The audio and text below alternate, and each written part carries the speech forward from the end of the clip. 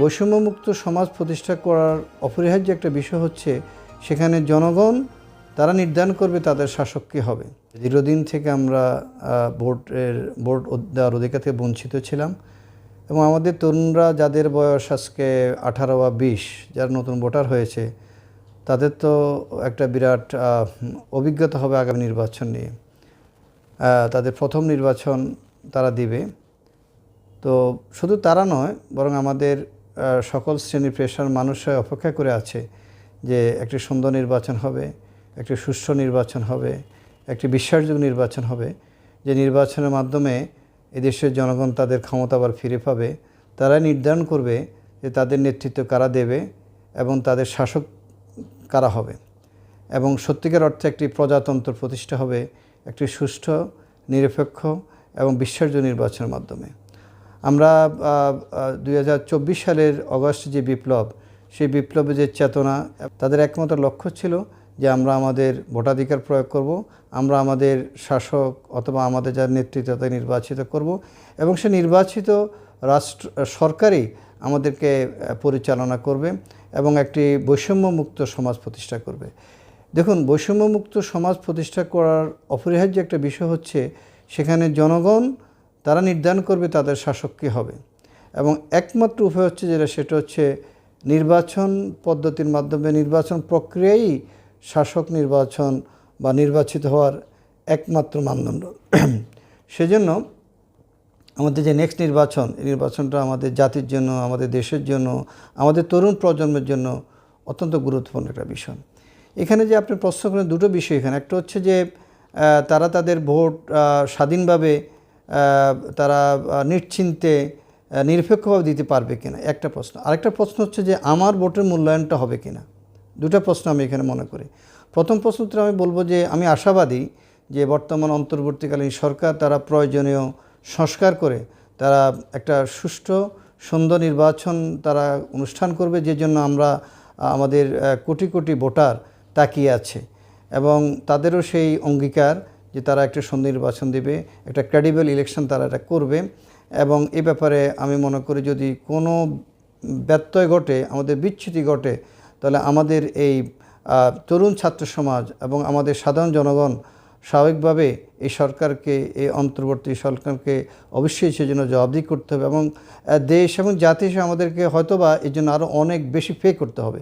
অতএব একটি সুষ্ঠু, অবাধ এবং নিরপেক্ষ নির্বাচনের কোনো বিকল্প নেই এবং এই জন্য প্রয়োজনীয় যা যা করা দরকার, যে ধরনের সংস্কার করা দরকার, নির্বাচন থেকে শুরু করে নির্বাচন কমিশন থেকে শুরু করে রাজনৈতিক সংস্কার, সব কিছুই এই সরকার করতে পারবে এবং এই সরকারের সে ম্যান্ডেট এদেশের জনগণ সেটা দিয়েছে।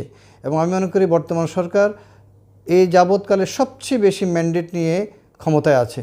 অতএব যেটি আমাদের জন্য যুগোপযোগী সেই ধরনের সংস্কার করে এই নির্বাচনটা হবে, নাম্বার 1। নাম্বার 2 যেটা, সেটি হচ্ছে যে আমি মনে করি আমরা যে ভোট দেব, আমরা যে আমাদের মতামত দেব, সে মতামতের একটা মূল্যায়ন থাকা উচিত। ধরুন আমাদের বর্তমান যে নির্বাচন ব্যবস্থা, এটাকে আমরা বলছি মেজরিটেরিয়ান ইলেকশন সিস্টেমস বা মেথডস। এখানে আমরা 10 জন ইলেকশন করলাম, দেখা গেল যে একজন অন্যজনের চেয়ে একটা ভোট বেশি পেল, তিনি নির্বাচিত হয়ে গেলেন এবং দেখা গেল যে সব মিলে তিনি 25% ভোট পেয়েছেন, আর অপোজিশন আরও যে 9 জন তারা পেয়েছেন 75% ভোট। তাহলে তিনি অলরেডি সংখ্যালঘিষ্ঠ মানুষের তিনি ভোট পেয়ে তিনি নির্বাচিত হয়েছেন, বিজয়ী হয়েছেন। এবং অনেক সময় দেখা যায় যে যেটাকে আমরা বলে যে জামানত হারানো, যে জামানত হারিয়েও কিন্তু নির্বাচিত হয়েছে, যেটি অত্যন্ত দুঃখজনক। যেটা আমরা বিগত নির্বাচনে দেখেছি যে জামানত হারিয়েছেন তারপরেও তিনি নির্বাচিত। এর মানে হচ্ছে ওই এলাকায় অনেক বেশি মানুষ প্রার্থী ছিল, সেই কারণে ভোট ভাগাভাগি হয়েছে। একজন মানুষ নির্বাচিত হয়েছেন দেখা যাচ্ছে কয়েকশো ভোট পেয়ে। একটা চট্টগ্রাম শহরের সিটি কর্পোরেশনের একটা চকবাজার গত ইলেকশনের সে রেজাল্ট আমরা দেখতে পাই। এর মানে হচ্ছে যে যিনি সবার চেয়ে বেশি ভোট পাবেন তিনি নির্বাচিত হবেন। তাহলে বাকি 75% যে মানুষ যারা ভোট দিল তাদের কি অবস্থা? এটা আমি একটা ওয়ার্ডের কথা বললাম, কিন্তু আমরা যদি ওভারঅল আমাদের দেশ চিন্তা করি, আমাদের জাতীয় সংসদ নির্বাচনের এটা আরেকটা অবস্থা। মনে করুন যে এখানে একটা হচ্ছে যে দেশের জনগণ কত পার্সেন্ট ভোট কোন দলকে দিল। অনেক সময় দেখা যায় যে সেই প্রাপ্তি ভোট এবং প্রাপ্তি আসনের মধ্যে বিরাট একটা ফারাক আমরা দেখতে পাই। দেখা যায় তিনি 30% ভোট পেয়েছেন ওভারঅল আমাদের যারা কাস্টিং ভোটের, কিন্তু তিনি সেখানে দেখা যায় যে তিনি সংসদে আসন পেয়েছেন 10%। তো দেখা যাচ্ছে এখানে 20% একটা সেখানে পার্থক্য আমরা দেখা পাই। দেখুন, আমাদের বাংলাদেশের যে সিস্টেম আছে এটা ওয়েস্টমিনিস্টার টাইপ অফ ডেমোক্রেসি আমাদের আছে। পৃথিবীর অনেক দেশে এটা চলছে। আমাদের পার্শ্ববর্তী দেশ ভারতও চলছে, পাকিস্তানে চলছে, ইউকেতে চলছে। কিন্তু অপরদিকে যদি আপনি ইউরোপিয়ান কান্ট্রিগুলো দেখেন, আবার স্ক্যান্ডিনেভিয়ান কান্ট্রিগুলো আপনি দেখেন, সেখানে কিন্তু যেটাকে আমরা বলতে পারি যে Arfi proportional PR system, proportional representation, অর্থাৎ সংখ্যানুপাতে আপনার প্রতিনিধি হবে। অর্থাৎ আপনি যদি 20% ভোট পান তাহলে ওই সংসদে 20% আসন আপনি পেলেন। আপনি যদি 30% ভোট পান আপনি 30% আসন পাবেন আপনি। আরেকটি পদ্ধতি আছে যেটা আমরা mix type of representation system আমরা বলতে পারি। সেটা হচ্ছে যদি আমরা মনে করি যে আমাদের বর্তমানে এই পদ্ধতিকে আমরা টোটালি চেঞ্জ করব না, আমরা টোটালি প্রপোর্শনাল ইলেকশানে বা রিপ্রেজেন্টেশন আমরা যাব না, তাহলে আমি মনে করি আরেকটি বেস্ট ওয়ে আছে, সেটা আমরা মিক্স করতে পারি। সেটা মিক্সড হচ্ছে যে আমাদের যে 300 আসন রয়েছে, আমরা এই 300 আসনের মধ্যে অর্ধেক আসনে আমরা ডাইরেক্ট ইলেকশন করতে পারি, বর্তমানে আমরা যেভাবে করছি আসন ভিত্তিক। আর বাকি আমাদের 150টি আসন থাকবে, সেখানে রাজনৈতিক দলগুলো তারা যেই পরিমাণ তারা সারা দেশব্যাপী ভোট পাবে, ঠিক সেই পরিমাণ আসন তারা ওই 185টির মধ্যে পাবে। তাহলে একটা হচ্ছে ডাইরেক্ট যেই আসন ভিত্তিক ইলেকশন প্লাস দলভিত্তিক যে আসন পাবে, দুটো মিলেই সংসদে তার আসন নির্ধারণ হবে।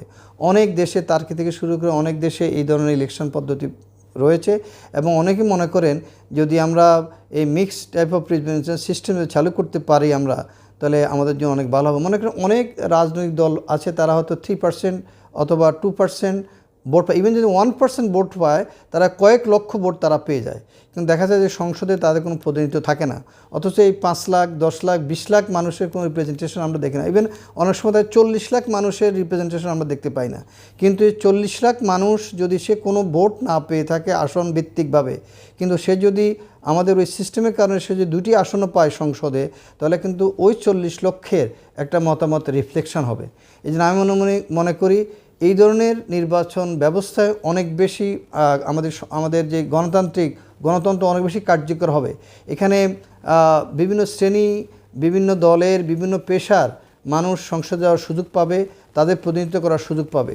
এই জন্য আমি মনে করি আমাদের সংখ্যানুপাতিক যে নির্বাচন পদ্ধতি, সেই নির্বাচন পদ্ধতি আমরা টোটালি যেতে পারি এবং আমরা মিক্সডও যেতে পারি। তো এই জন্য একটা রাজনৈতিক ঐক্যমত্য প্রয়োজন হবে। আমি মনে করি যে আমাদের রাজনৈতিক দলগুলো এই ব্যাপারে সুচিন্তিত একটা মতামত দেবেন এবং নির্বাচন কমিশন সংস্কার যে কমিটি হয়েছে, সেই কমিটি সকল দলের সাথে তারা মিটিং করে একটা ঐক্যমত্য পৌঁছবেন এবং আমরা একটা সুন্দর এবং একটি কার্যকর গণতন্ত্রের জন্য একটা সংসদ আমরা পাবো, এই প্রত্যাশা করছি।